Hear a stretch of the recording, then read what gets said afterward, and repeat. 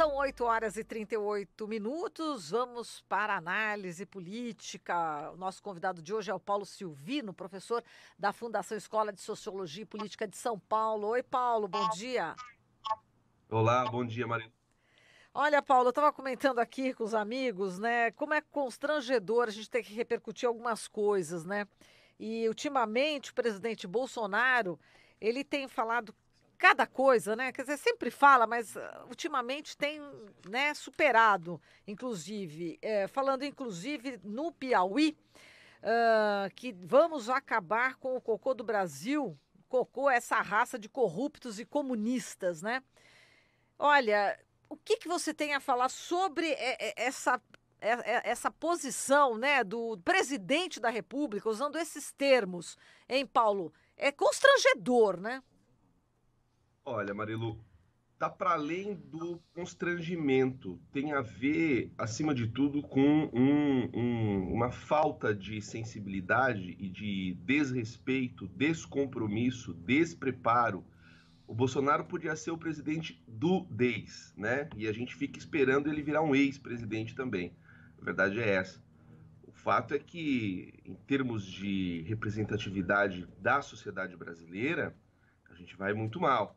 Eu acho que isso representa, acima de tudo, ou seja, como de fato eu diria, esse posicionamento o tempo todo escatológico mostra muito do caráter, da personalidade, desse despreparo em termos de falta de argumento para lidar com quem é a sua oposição, falta de argumento para lidar com a política de modo geral. Porque você veja bem, e eu acho que isso é uma coisa que já deve ter passado não só pelas nossas cabeças, como de boa parte, creio eu, de quem está ouvindo a gente. Alguém que fica na condição de deputado durante quase 3 décadas, escondido atrás de uma mesa, né, diluído entre 500 e poucos nomes, consegue, ou seja, manter uma posição tão, eu diria, tão sem noção como essa, e continua sendo eleito. Agora, ao se tornar presidente de uma das maiores economias do mundo, ao se tornar presidente de um país que tem o nível de desigualdade que tem, e que, portanto, é um país complexo, e que a forma de se fazer política é também complexa, ou seja, não dá para ser tão sem competência, não dá para ser tão, portanto, insensível a essas questões e tão escatológico. Quer dizer, é uma pobreza de vocabulário, é uma pobreza de argumentação, é uma pobreza extrema em termos de projeto, de planos, e eu acho, portanto, que, infelizmente, esse tipo de fala infeliz, de fala infantil, acima de tudo, atende apenas aos 30 e poucos por cento que ainda o defendem e que ainda o têm aí como um grande nome e que portanto, ainda vê as coisas como se nós estivéssemos em campanha eleitoral, mas nós não estamos mais. Todas as vezes que eu tenho oportunidade em ter esse espaço aqui ou em outras mídias e falar, eu sempre procuro chamar a atenção de que nós não podemos mais continuar com o espírito de campanha. Nós começamos um governo, é preciso ter um projeto. Não adianta falas desta como a que ele fez ontem ou anteontem, que o tempo todo ofende a oposição, ofende os outros que não estão com ele, mas isso não gera emprego, isso não melhora, isso não acaba com a crise econômica, isso não faz chegar o pão na mesa do nosso trabalhador. Portanto, é lamentável.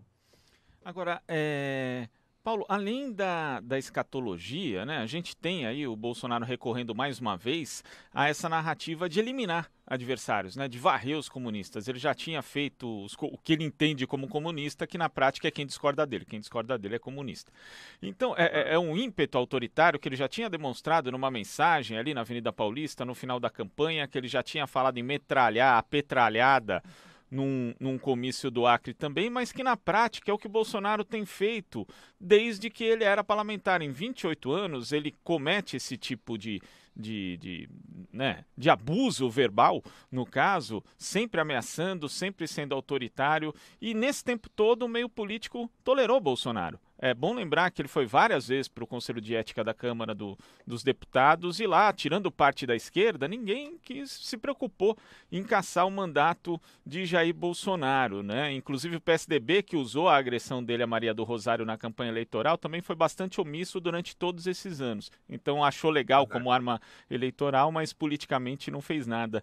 Então, é chegada a hora de tomar algum tipo de atitude em relação a isso, ou a gente vai continuar vendo esse clima de ódio sendo fomentado pela figura mais importante da República e não fazer nada? Olha, Glauco, eu acho que não é a hora, eu acho que passou da hora, né? É bem diferente quando a gente está em uma condição de atraso. Eu acho que nós passamos da hora. Eu penso que a classe política, e em especial a esquerda, e em mais especial ainda todo aquele homem e mulher pública que tiverem aí compromisso de fato com o país, com a coisa pública, com a Constituição brasileira, precisa deixar clara a sua posição de repúdio, portanto, de não aceitação de uma ou de tantas outras posições como essas que a gente assiste, lamentavelmente, né? Lamentavelmente, semanalmente. Então, eu acredito que aquilo que eu havia dito antes ajuda a gente a pensar o porquê que isso choca tanto. Quer dizer, quando se é deputado, e não que deputado também tenha uma liberdade outra em falar o que pensa ou aquilo que quer, mas o fato é que um deputado é apenas mais um componente de uma casa maior, né? Ele compõe o poder legislativo com outros. Agora, o presidente da República, ele tem uma responsabilidade tamanha, porque ele representa sozinho o poder executivo.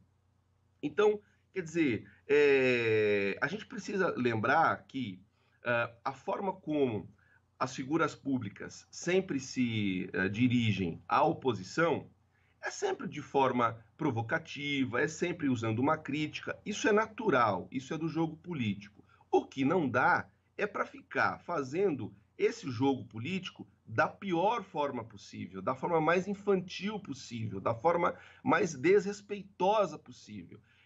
O Bolsonaro é uma figura bastante curiosa, né? Quando ele acha que de certo, que tem eu diria que é interessante para ele apela a algumas ideias como religião, família, respeito, valores, ordem, etc.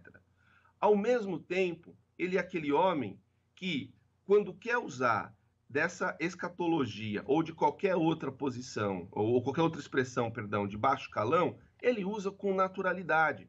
Bolsonaro é o cristão que defende matar, né? Bolsonaro é o pai de família que disse que gastava dinheiro para, e desculpe a expressão aqui, comer gente. Quer dizer, é muito complicado a gente pensar essas contradições. Claro que todos nós podemos ter contradições, mas o presidente da República não pode tornar tão explícita essa contradição. Ele é chefe de uma nação e mais, a responsabilidade dele, eu acho que é isso que muitos que apoiam ele não estão levando em conta, que a responsabilidade dele é nacional e internacional. Se ele se diz um liberal e quer ser um liberal que preze, portanto, tenha uma preocupação sobre em que medida reverberam negativamente as suas posições. E por que eu estou falando isso? Eu estou lembrando que eu acho que foi ontem ou anteontem que um jornal o chamou de idiota. Disse, olha, o Brasil é governado por um idiota.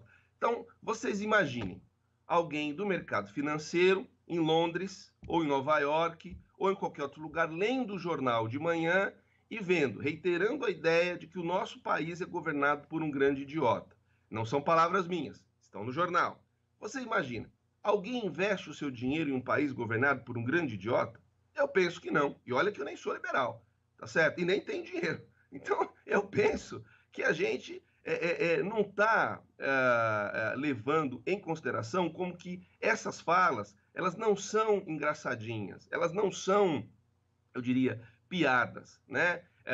Há 2 ou 3 semanas atrás, o Bolsonaro constrangeu o seu menino de ouro, o Sérgio Moro, né? Com 2 ou 3 piadas também com uma certa conotação sexual ou não, né? E que nos pareceu engraçado. Mas quando a gente olha a essência disso, é o presidente da República desrespeitando o maior nome da justiça brasileira, né? E eu não digo isso porque seja fã do Moro, não, mas é porque o cargo que ele exerce é de ministro da Justiça. Portanto, não tem respeito. Quer dizer, isso mostra muito, então, dessa falta de habilidade e, mais do que isso, dessa falta de respeito com a sociedade brasileira. Bom, Paulo, a gente tinha aqui uma série de perguntas para você, mas infelizmente o nosso tempo já está curto, a gente vai ter Imagina, que eu falo encerrar. demais.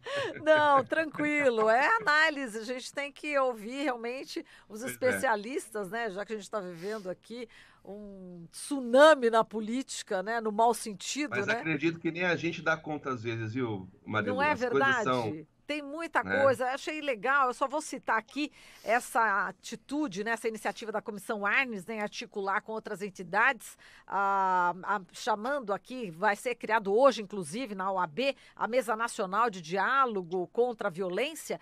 A gente até ia repercutir com você uma fala, né, do presidente dessa comissão, que é o ex-ministro da Justiça, José Carlos Dias. Ele diz o seguinte: espero até que militares contenham o Bolsonaro, porque a situação realmente está, né, terrível, mas vamos deixar para uma outra oportunidade, que infelizmente já estamos no limite do nosso tempo. Paulo, a gente agradece aqui a sua participação. Tá certo, obrigado, um abraço. Um abraço. Falamos aqui com o Paulo Silvino, professor da Fundação Escola de Sociologia e Política de São Paulo.